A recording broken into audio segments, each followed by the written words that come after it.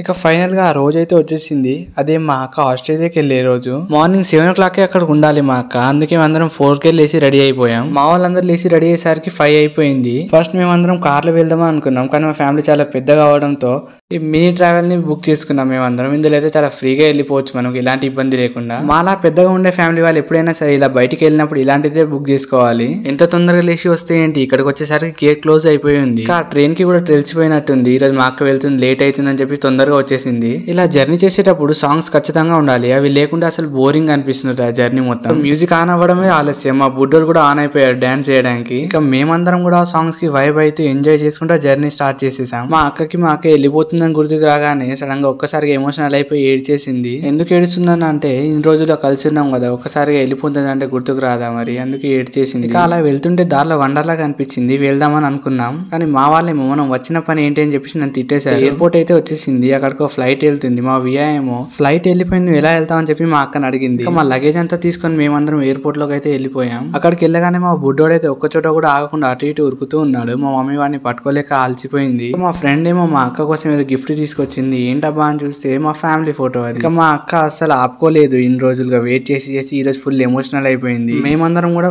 చాలా ఏడ్చేసాం మా అక్క వెళ్ళిపోతుందని చెప్పి. అక్కడ నుండి అందరం కలిసి బోర్డింగ్ పాస్ దగ్గర వచ్చేసి మా అక్కని లోపలికి పంపించేసాం. తను అలా వెళ్ళిపోతుంటే నాకు చాలా సాడ్ గా అనిపించింది, ఎందుకంటే రోజు మేమిద్దరం చాలా క్లోజ్ గా కలిసి ఉంటాం. లోపలికి వెళ్ళిపోయింది కానీ వాళ్ళ ఫ్రెండ్స్ రానికి లేట్ అయింది, అందుకే మళ్ళీ వచ్చింది వాళ్ళని కలవడానికి. వాళ్ళతో కూడా మాట్లాడేసి ఫైనల్ గా అందరికి బాయ్ చెప్పి వెళ్ళిపోయింది.